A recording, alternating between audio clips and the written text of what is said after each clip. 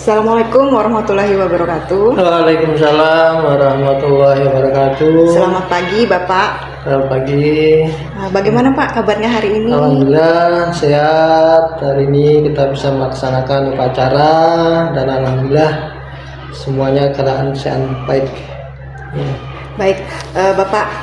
Sebelumnya saya mengucapkan terima kasih Bapak sudah bersedia meluangkan waktu pada hari ini untuk wawancara terkait kebijakan pengambilan keputusan, yang mana ini merupakan salah satu tugas di pendidikan guru penggerak, yaitu modul 3.1 terkait kebijakan pengambilan keputusan. Ada beberapa pertanyaan Bapak yang nanti akan saya tanyakan. Sebelumnya Bapak bisa memperkenalkan nama dan masa kerja selama menjabat menjadi kepala sekolah di SMP Negeri 12 PPU. Silahkan Bapak. Baik, alhamdulillah nama saya selaku penanggung jawab sekaligus kepala satuan pendidikan di SMP Negeri 12 Penajam Pasir Utara, Kukuh Yuliarso SPD. Masa tugas saya menjadi penanggung jawab atau kepala sekolah itu mulai dari September 2015 sampai dengan sekarang, ya memang sudah terhitung lama lah, insya Allah seperti itu. Ya, sebelumnya jadi guru juga itu dari 2005. Baik Bapak, terkait beberapa pertanyaan. Pertanyaan pertama Bapak, bagaimana Bapak mengidentifikasi kasus-kasus yang merupakan dilema etika atau bujukan moral? Ya baik, untuk mengidentifikasi termasuk dilema etika dan bujukan moral itu rata-rata terus terang kami selaku kepala satuan pendidikan tidak bisa berdiri sendiri, tetap ada sebagian ataupun pembagian tugas yang kita berikan. Di sana ada humas, ada kesiswaan, dan ada BP. Ya, dari situlah kita itu bisa tahu, dan juga terus terang untuk saya pribadi juga untuk identifikasi senantiasa kami berkomunikasi dengan anak-anak ataupun orang tua secara langsung. Itu secara untuk identifikasi kami yang ada. Baik Bapak, bagaimana Bapak menjalankan pengambilan keputusan di sekolah, terutama untuk kasus-kasus di mana ada dua kepentingan, yaitu benar sama benar atau sama-sama memiliki nilai-nilai kebajikan? Ya baik, istilahnya untuk sama-sama itu baik tetapi harus diputuskan. Tentu kami juga satu dasarnya adalah masukan tadi, kemudian yang kedua adalah tentang program-program yang ada di sekolah, baik itu program-program yang dijalankan secara umum atau secara khusus. Maka untuk baru akan kita mengajunya ke sana. Kebijakan itu atau istilahnya keputusan ini yang kita ambil nanti berujung kepada pencapaian tujuan dari program-program sekolah atau enggak. Kalau enggak, ya maka yang paling besar bisa mendukung itulah yang akan kita putuskan. Itu yang baik bisa. Bapak. Selanjutnya, langkah-langkah seperti apa yang biasa Bapak lakukan selama ini? Kalau langkah ya yang sebetulnya standar, maksud standar itu ada sesuatu hal yang harus kita putuskan. Tentu kami minta masukan di dalam rapat, ya rapat. Alhamdulillah kita itu tiap rapat itu kan setiap bulan sekali. Selesai saya dapat informasi dari MKKS, maka ada rapat. Yang rapat itu akan kami pakai untuk mengambil kebijakan-kebijakan atau keputusan-keputusan.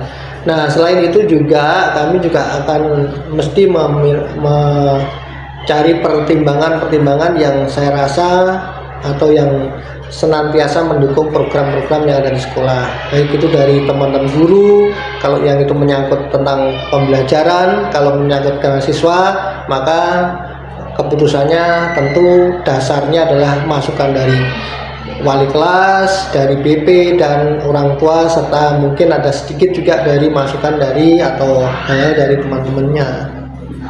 Baik, Bapak. Hal-hal apa yang selama ini Bapak anggap paling efektif dalam pengambilan keputusan pada kasus-kasus dilema etika?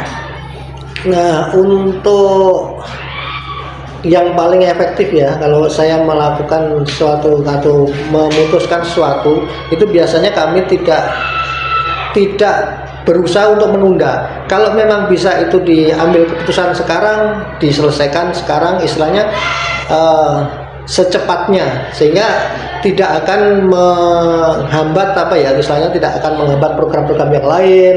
Kemudian dari hati dan sebagainya itu masih ada nyangkut lah, istilahnya ada kemampuan atau kemauan untuk secara bersama-sama menyelesaikan itu yang bisa. Dan langkah yang saya ambil biasanya tentu muaranya adalah ke saya selaku penanggung jawab atau pimpinan satuan pendidikan, ya, makanya ya pertimbangan dari sana, usahakan secepat mungkin atau hari itu harus diselesaikan, tidak menunggu, kecuali untuk hal-hal yang harus dipertimbangkan tentang kemaslahatannya, kemudaratannya dan sebagainya, itu yang saya rasa. Baik, Bapak.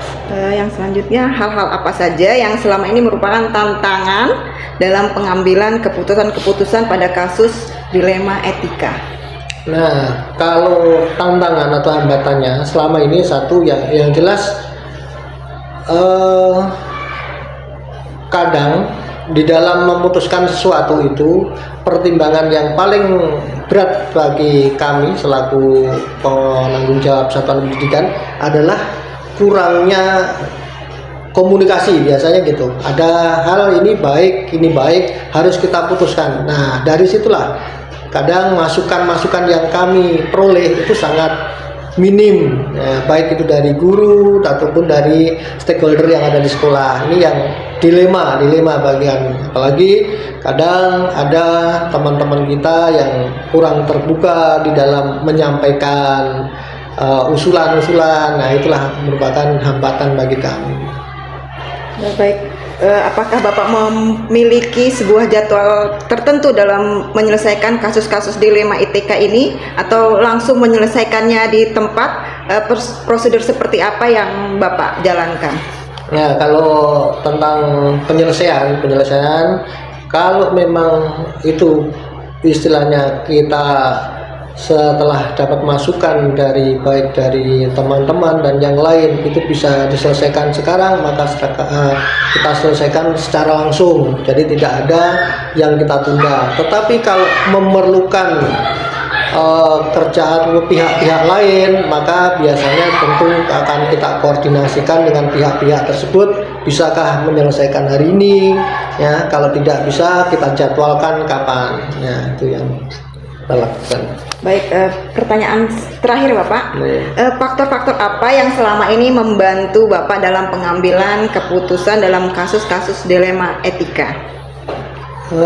Yang membantu di dalam penyelesaian kasus tentunya informasi yang diberikan ke kami itu lengkap, dalam artian bahwa sesuatu itu harus diputuskan secara benar, dalam arti mendukung dengan program-program sekolah, atau itu yang jelas masukan dari teman-teman. Kemudian yang lebih utama adalah dalam hal ini adalah keyakinan. Saya senantiasa menanamkan keyakinan bahwa sesuatu itu bisa diselesaikan secara bersama-sama, dan dukungan itulah yang bisa menguatkan kita di dalam pengambilan. Baik Bapak, dari semua hal yang telah Bapak sampaikan, di sini saya mengambil pelajaran atau pengalaman bahwa menjadi seorang pemimpin itu tidaklah hal yang mudah Pak ya, dalam pengambilan suatu keputusan itu tentulah harus bijaksana, bertanggung jawab, dan tentunya keputusan-keputusan yang diambil dapat berpihak kepada murid. Baik, demikian Bapak wawancara pada hari ini. Terima kasih waktunya. Assalamualaikum warahmatullahi wabarakatuh. Waalaikumsalam warahmatullahi wabarakatuh.